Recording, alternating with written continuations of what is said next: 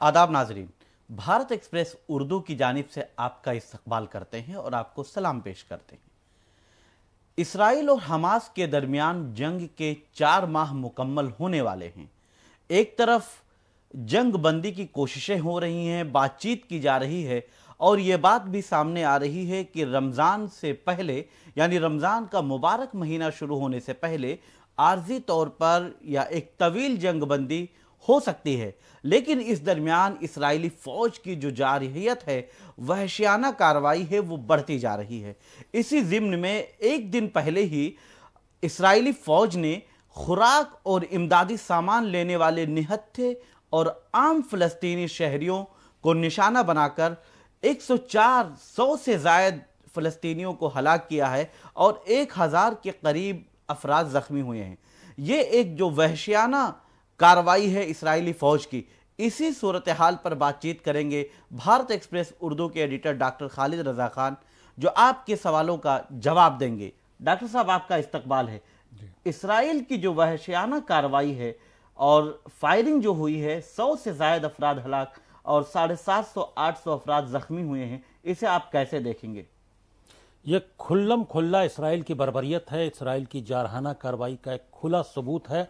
Israel ज़रूर Healy बहाने बना रहा है। पूरी दुनिया के तमाम लीडरान, तमाम अवाम, तमाम सोशल एक्टिविस्ट, तमाम human rights organization, human rights activist, तमाम लोग इसकी सख्त अल्फाज में मजम्मत कर रहे हैं और फौरी तौर पर जंगबंदी का मुतालबा भी कर रहे हैं।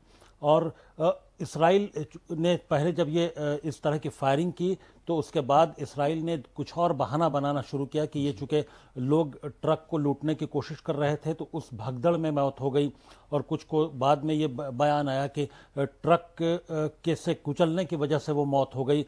लेकिन जैसे जैसे जो हक़ायक़ का इंकशाफ होने लगा तो इसराइल की जानिब से ऑफिशियल बयान में भी तब्दीली आने लगी और आखिरकार इसराइल ने इस बात का एतराफ़ किया कि लेकिन वो भी एक बहाने के साथ एतराफ़ किया कि इतनी बड़ी तादाद में लोग वहाँ पर इमदादी सामान के इंतज़ार में खड़े थे कि ट्रक आएगा तो उनको इमदादी सामान मिलेगा, उनको खाने पीने की चीज़ें, ज़रूरत की चीज़ें कुछ मुहैया होंगी। तो वो लोग जब सामान लेने के लिए कुछ दूर आगे बढ़ने लगे तो उस वजह से फ़ौजी जो है वो खौफज़दा हो गए, वो दहशत में आ गए कहीं ये उन पर अटैक ना हो जाए। इस वजह से उन्होंने इस तरह का हम क्या ये इस वजह से इतनी ज़्यादा फायरिंग करने की ज़रूरत हुई कि 104 लोगों की जान चली गई और तकरीबन 700-750 लोग ज़ख्मी हो गए। क्या इस तरह के हमले को किसी हीले बहाने वाला हमला कबूल किया जा सकता है? दुनिया क्या इस बात को मानने के लिए तैयार होगी?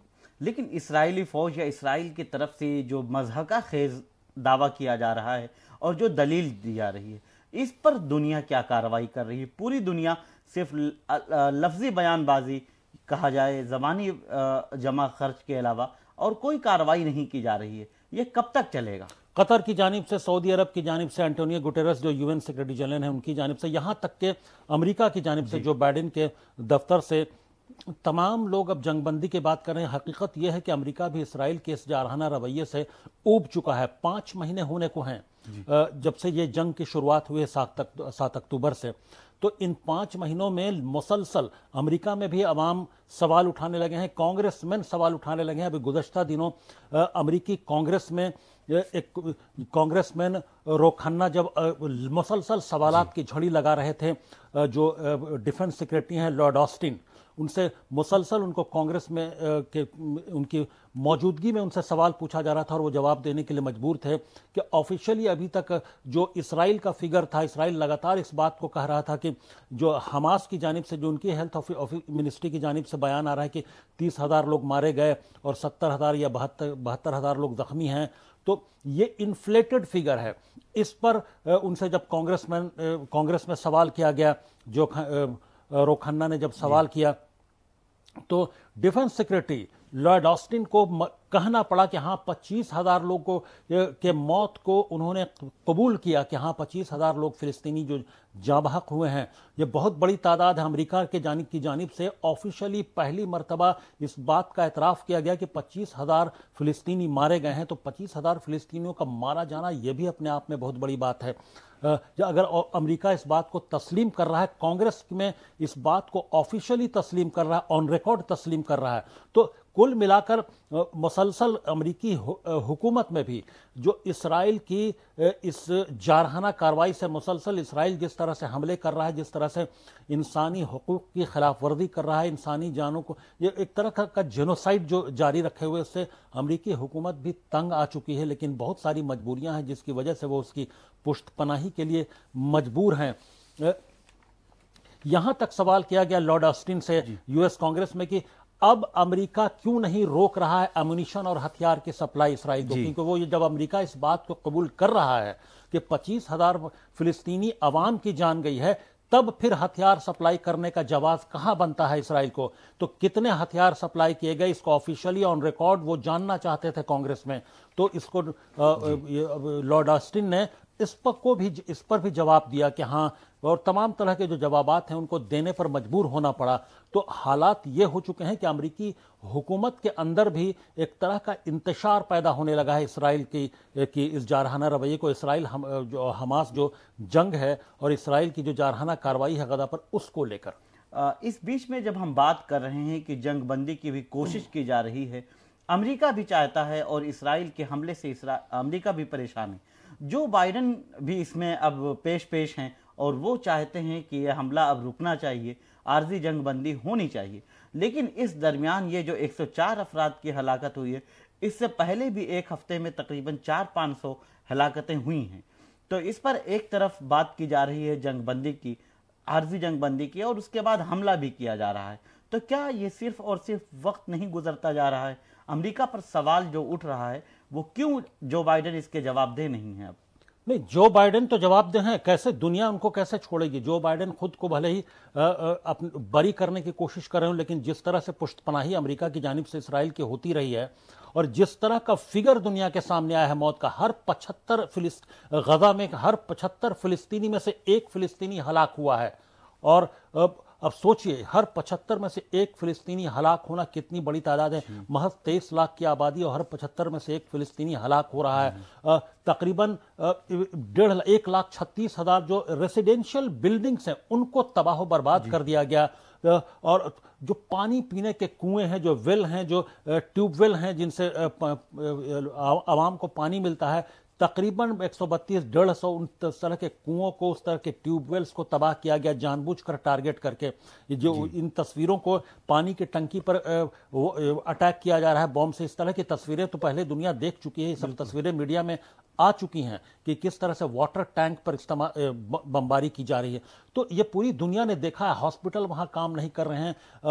तमाम समझिए कि तकरीबन 35-36 जो बड़े अस्पताल हैं उनमें 10-12 जो अस्पताल हैं महज वो आर्जी तौर पर काम कर रहे हैं। तो इतनी बमबारी, इतनी हलाकत के बावजूद हॉस्पिटल में इलाज का सामान मुहैया नहीं है, इलाज के लिए कोई चीज़ नहीं है वहाँ पर। डॉक्टर्स की अवेलेबिलिटी के साथ साथ वहाँ पर जो दवाएं होनी चाहिए, जो सर्जरी के लिए जो इक्विपमेंट्स होनी चाहिए, जो आलात होने चाहिए, उन सब की कमी है। वो किस तरह का आलम है कि भूख से बच्चे वहाँ बिलबिलाकर मर रहे हैं।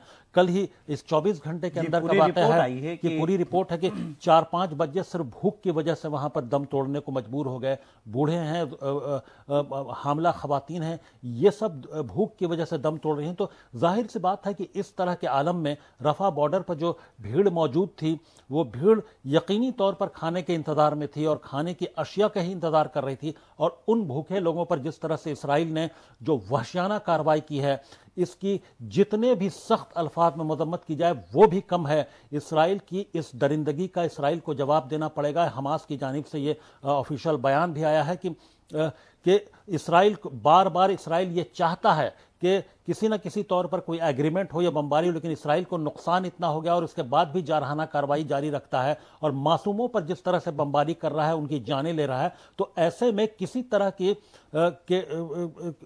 के टाई अप की, किसी तरह की सालिसी की कोई गुंजाइश नहीं बनती। इसराइल को पहले इस तरह की जारहाना कार्रवाई मासूमों पर रोकनी होगी, क्योंकि इसराइल मुसलसल पूरी दुनिया असल अलमिया यह है कि पूरी दुनिया तमाशा देख रही है। अब बयानात आ रहे हैं, लोग मजम्मत कर रहे हैं, सख्त से सख्त अल्फाज में मजम्मत कर रहे हैं। کئی یورپین ممالک کے ساتھ ساتھ دنیا کے مختلف ممالک مختلف خطوں میں پروٹیسٹ بھی ہوئے، ایجیٹیشن ہوئے، لیکن اسرائیل پر اس کا کوئی اثر نہیں پڑا۔ حالانکہ اسرائیل کا کم نقصان نہیں ہو رہا ہے، لیکن جس طرح کے بگڑیل ہیں بنیامین نتنیاہو، جس طرح کا رویہ وہ اختیار کیے ہوئے ہیں، وہ پوری دنیا کی کسی بھی لیڈر کی بات سننے کو تیار نہیں ہیں۔ اور دوسری جانب انٹرنیشنل کورٹ آف جسٹس میں ICJ میں اسرائیل کے خلاف بنیامین نتنیاہو کے خلاف جنگی جرائم کی کارروائی ہو رہی ہے، جنگی جرائم کی ہیئرنگ ہو رہی ہے۔ تو ایسے میں پوری دنیا کو دیکھنا چاہیے کہ اس ہیئرنگ کے ذریعے کیا نکلتا ہے۔ یقینی طور پر وہ جنگی جرائم کے مرتکب ہیں اسرائیل، اور اسرائیل کی حکومت اور بنیامین نتنیاہو۔ انہیں پوری دنیا کو اب سوچنا چاہیے کہ اب یہ وقت آ گیا ہے جب بھوکے اور ننگے لوگوں پر اس طرح سے، جو ضرورت مند لوگوں پر جب بلا عذر بلا کسی وجہ کے یہ کی اگر فائرنگ کی جائے گی اور اتنی بڑی ہلاکت ہوگی، تو یقینی طور پر دنیا کو خاموش نہیں رہنا چاہیے۔ سعودی عرب نے بھی آواز اٹھائی، قطر نے بھی آواز اٹھائی، لیکن صرف آواز اٹھا کر مذمت کرنے سے نہیں، عملی اقدام کیا ہو رہا ہے، کیونکہ اسرائیل رکے گا اپنی اقدام سے۔